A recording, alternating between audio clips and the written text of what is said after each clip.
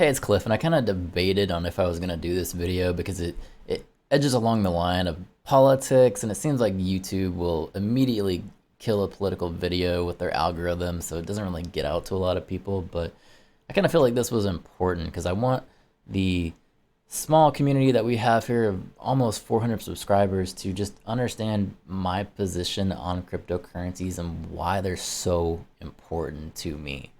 So let's go ahead and get into it.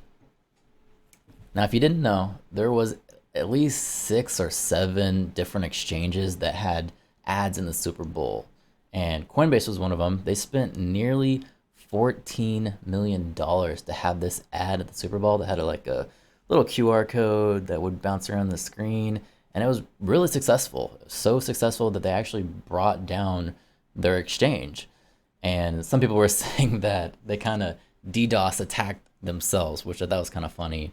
But of course, the site's going to come back up. They're going to make a ton of money from this. I want to be clear that I'm not anti-exchange at all.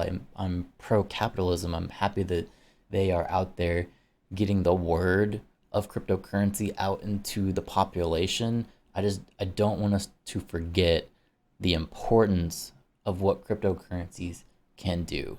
So just to kind of get into this, I got a video of Ted Cruz. And if you don't know who Ted Cruz is, he's a senator in America. And I want to be clear, I'm not Democrat or Republican. So when he's speaking in this and he says they, it's my opinion, he's actually talking about himself and his opposition. So, but what he says is actually really good. So I wanted to kind of bring it up here. So let's go ahead and play this for you.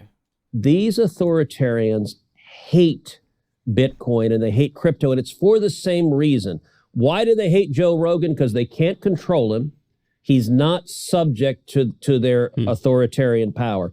Why do they hate Bitcoin? Because they can't control it. It is a system of currency outside of the monopoly control of the U.S. government. And I got to say, as I've addressed, I spoke at a big crypto conference in Austin several months ago, and I said, listen, you need to understand this administration, I believe, is going to go after you and is going to try to destroy you. And by the way, that's a pattern of authoritarians. China, communist China, outlawed Bitcoin for the exact same reason. Why does Elizabeth Warren hate Bitcoin? For the same reason that she in China hates Bitcoin, because neither one of them can control it. And the theme through all of this is the power of freedom to be not subject to the arbitrary whims of those in government power. So we might not agree on everything, but what he just stated there, we absolutely do agree on. And to get more to the roots of actually what he's talking about, China's been developing a central bank digital currency since 2014. And I actually got word that this was launched just recently at the Olympics. And I don't know if people just are not looking at this, but when I read this, I'm terrified for these people because that is giving them complete control of the money supply. And when you combine that with their current system of social credit scores, maybe I'm just too empathetic to the people, but I worry about them for sure. It's insane. They will have absolute power because you will have people that don't have control over their money. So they will have to bend to whatever these leaders say just so they can feed their families, just to take care of their families. It's really just a crazy situation for them to be in. And as you can see, they're pushing for broader use of this currency because of the power that it'll bring. And that's also why they don't like Bitcoin, because Bitcoin allows you to have control of your own money supply, and they can't control it. You can essentially do whatever you want with it. So this is, when we think of cryptocurrency, I don't want us to lose sight of what this technology is actually here for. And it is for you to be a sovereign citizen. It is for you to be able to make the decisions for the capital that you earn. So that's one thing I've been kind of looking at, but I don't necessarily want this to be a doom and gloom videos. So I actually found a good article here, and its title states impoverished Afghan women are receiving emergency aid in crypto as the Taliban limits cash withdrawals and millions go hungry. So it definitely sounds like a bad situation. It definitely is, but there's some hope to it. And so the article states Afghanistan's economic collapse due to U.S. sanctions and a shortage of cash as the Taliban chokes of bank withdrawals means millions of people can't afford to buy food or medicine. And so basically what you have is there was a social activist here. Her name is Fora, and she created this company called Code to Inspire. And basically it was to help people learn how to code, and not only learn how to code, to help their financial literacy. So of course, me saying that, it's basically teaching computer science and it's teaching financial independence. I'm all for this. So I was definitely impressed. So it was a huge success, and Ford told the Insider that more than 350 female students learned how to code, and close to 65% of the graduates found jobs in their communities. And many of those people became the household's sole earner. So clearly this was quite a success, but as we know from last year, the Taliban took back over Afghanistan. So there's a quote that the girls texted me that all of them had lost their jobs because of the Taliban's policies, Farah said, and as the sole breadwinners, their families were falling apart. And of course, at that point, Afghanistan's economy is completely collapsing. It even says here, the value of their currency is tanking, combined with the price of household essentials skyrocketing has led to widespread food insecurity, with foreign aid being suspended, and an overwhelming majority of 98% of Afghans don't have enough to eat, according to the World Food Program. So obviously, I definitely feel for these people. It's just a terrible situation that they're in. And even says here, Forrest said she wanted to send emergency payments to these women, but frustrating enough, most of her transactions were blocked by Western Union and JP Morgan Chase. So just put that in perspective. And it says when some of the money did eventually go through, her students were unable to withdraw cash at the local bank because they have a paper shortage. So basically, what this woman did is she teamed up with Binance. So again, I am pro exchange. Like, go exchanges. They're actually helping people in need. Basically, what she did is she put out a YouTube video instructing them how to create crypto wallets. And Binance actually sponsored 3 months cash and assistance for the students as well. So again, props to them. But yeah, she put out it wasn't a YouTube video. It was actually on her Code to Expire website. But essentially, it's what she did. She made a video, and these women were able to take that knowledge and learn how to set up their own wallets to use Binance token and convert that to Tether to deal with fluctuations, and then convert back to cryptocurrency. They were able to take their crypto, and certain spots in Afghanistan, they could actually pull money out and trade crypto for the cash, and they were able to feed their families. So I just want to point out that these are the kind of things that we're supporting of cryptocurrency. They're actually still having control over their money supply, and these people aren't going hungry. They're not starving to death or not getting their medicine. But I don't know. I've been kind of pondering over this for a couple of days now, and like I said, maybe I'm just too empathetic. But when I see this, I'm like, this is a big deal to me. I believe in cryptocurrency because of articles like this. Like, it's important.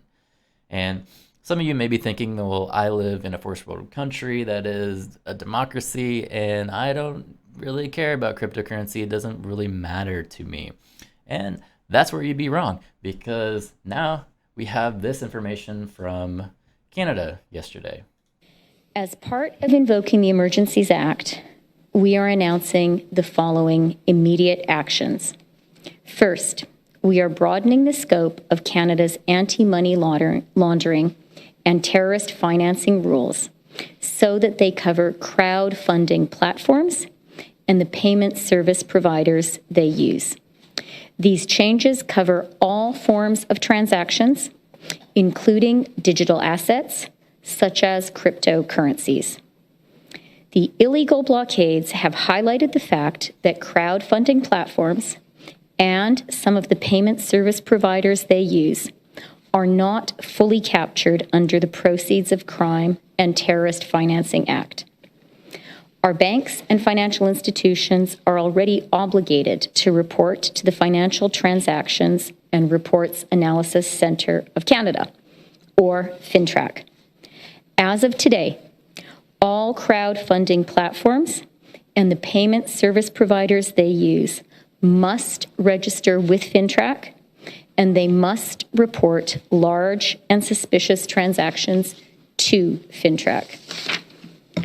This will help mitigate the risk that these platforms receive illicit funds, increase the quality and quantity of intelligence received by FINTRAC, and make more information available to support investigations by law enforcement into these illegal blockades. We are making these changes because we know that these platforms are being used to support illegal blockades and illegal activity, which is damaging the Canadian economy. So yeah, as you can see, Canada has gone full on China. And just to summarize it, it says, as part of the Emergencies Act in Canada, they have broadened the scope of Canada's anti-money laundering and terrorist financing rules so that they cover crowdfunding. And if you don't know, the too long didn't read of it is there is some protests going on in Canada which deal with the situation that's been going on for a long time. You probably know what I'm talking about, but I don't want the algorithm to ding me too bad. So yeah, they are being financed, or they were being financed by crowdfunding sites, and apparently the Canadian government decided that they didn't want to be a democracy anymore, and that they were going to expand their anti-money laundering laws and label these protesters as terrorists. And not only are they doing that, they're freezing their bank accounts so they can't use their money, which goes back to the cryptocurrency point. And I want to be clear, like you can probably think that these blockades are stupid, and that I could see your point. To some point, I can definitely see your point. But there's going to be a point in your life, there's going to be something that you believe in, and to think that people like this can overstep democratic laws to just do what they want, and not only just do what they want, but they're freezing your livelihood. That, what could you do worse? You're basically stopping someone's ability to buy food, to buy their medicine. Like, this is, it's full on China to me. It's just completely ridiculous. So just to kind of summarize the video, I think the expanding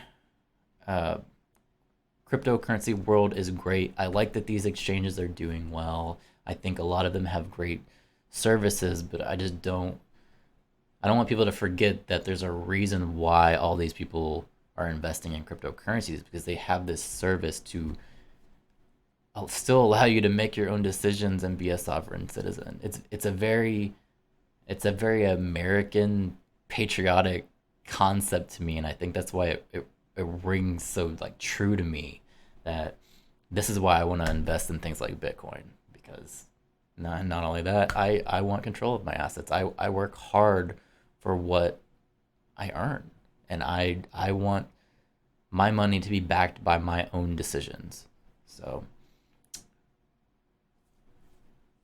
yeah, these videos don't usually do pretty well for me, but just let me know what you think down there. Let me know what your ideas on this are in the comments, and hopefully you like the video. So thank you for watching.